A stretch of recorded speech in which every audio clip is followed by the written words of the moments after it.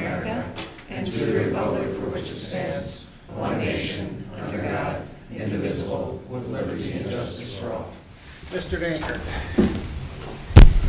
Mayor Steen. Present. Councilmember at Large Austin. Present. Councilmember Waller. Present. King. Present. Pashusta. Present. Fisher. Present. Baskin.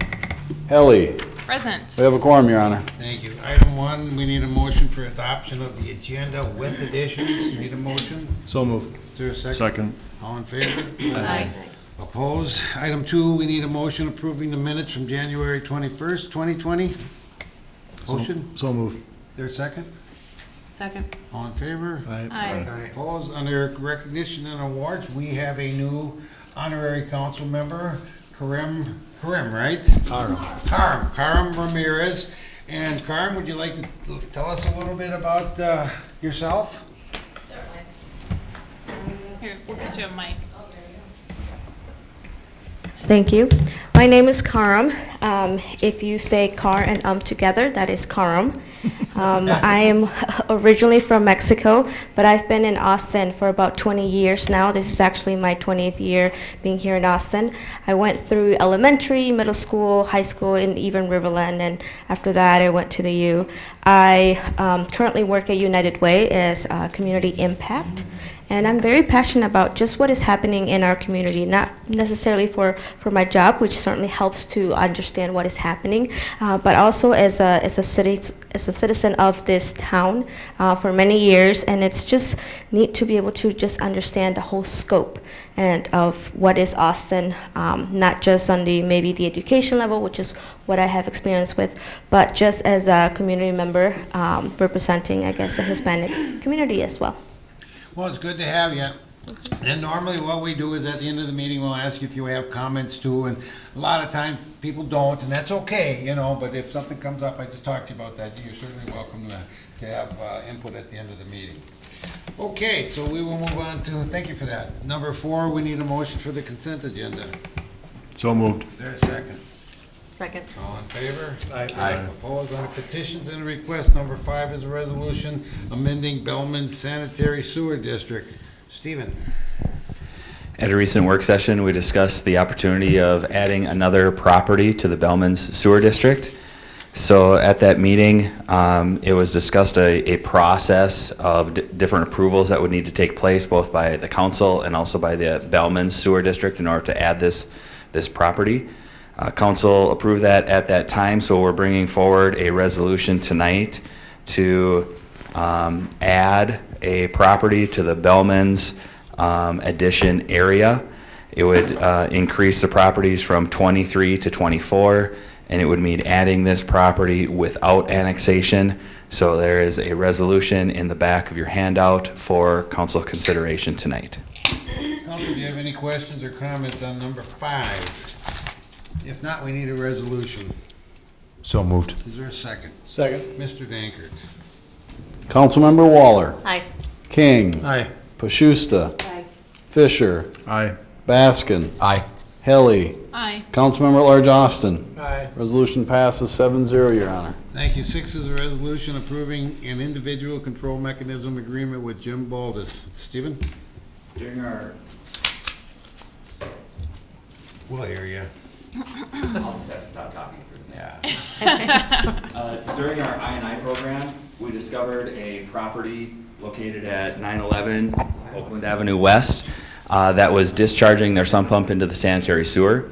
It was actually required by the MPCA to discharge into the sanitary sewer, so we've worked with this property owner, which was the former Regner Dry Cleaner building, to develop a way to meter that water discharge, because that water from their sump pump does not run through their water meter, so it just goes directly into the sanitary sewer. So we've worked with them to develop a process to install a meter on their sump pump discharge and then read that meter periodically, and then they will be billed for that extra water. So this is all part of our I&I program, things that we are looking for, things that we are trying to find. And in this case, this was one that was getting by us before, but through that inspection program, it was identified. So it's a bit of a success story for us with this property. Council, anything? If not, we need a resolution for 6. So moved. Is there a second? Second. Mr. Dankert. Councilmember Waller, Aye. King, Aye. Pashusta, Aye. Fisher, Aye. Baskin, Aye.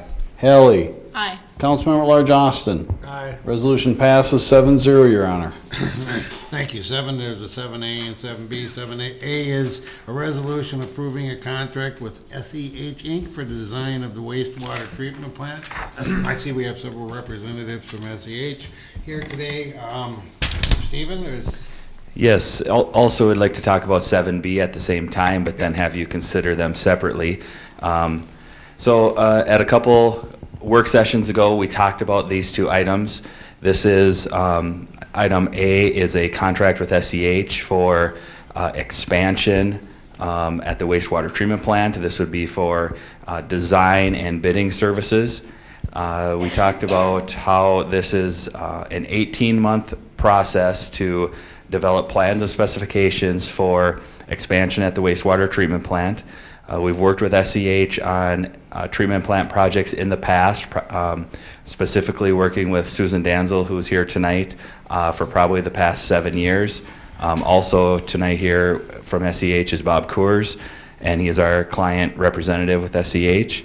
So this project, again, is something we've been planning for. This is the first step in moving a larger construction project forward at the treatment plant. SEH has put together multiple different tasks that they will lead us through in order to get us to an end point where we can bid this project.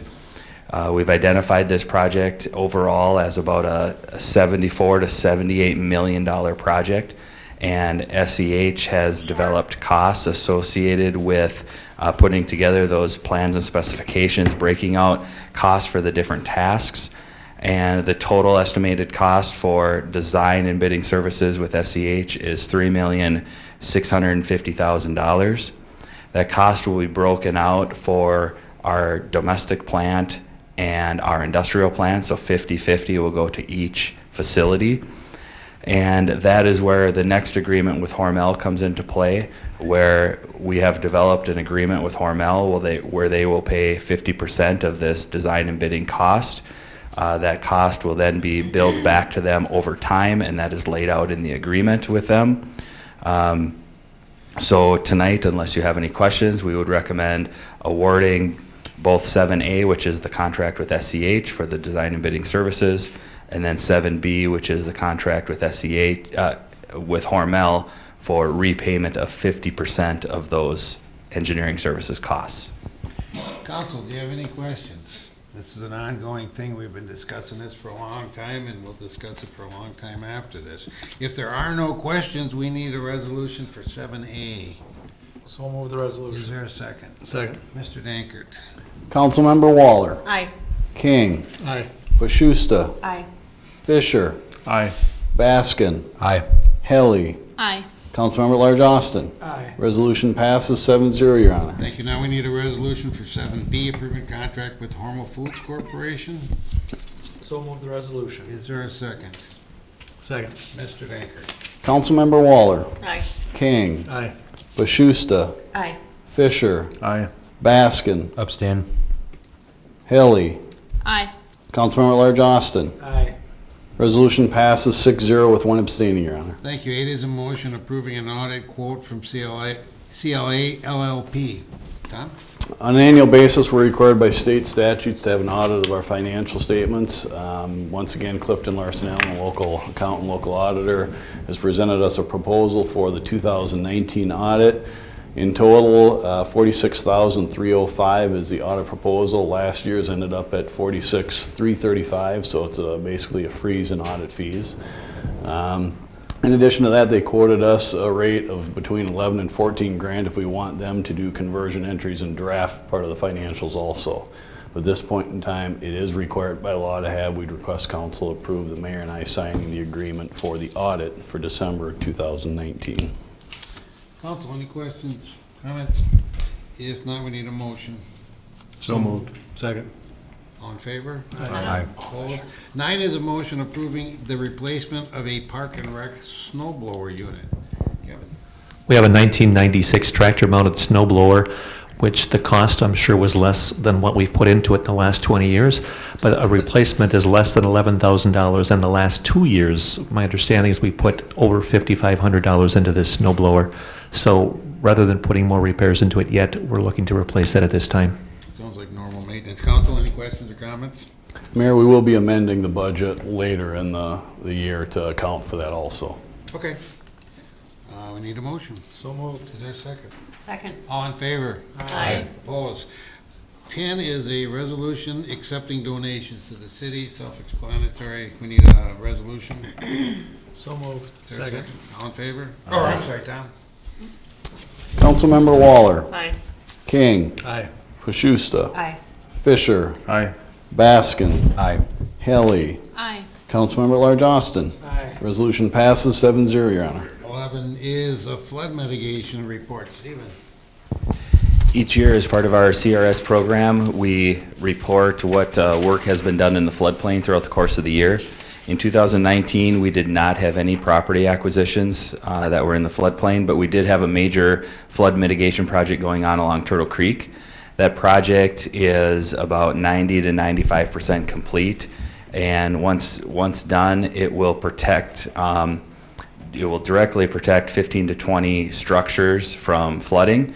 And you can see, actually not included there, but for your information, we've identified about 143 structures that are still in the floodplain. Many of them are right along the flood fringe, and they're typically only impacted when we have a very large flood.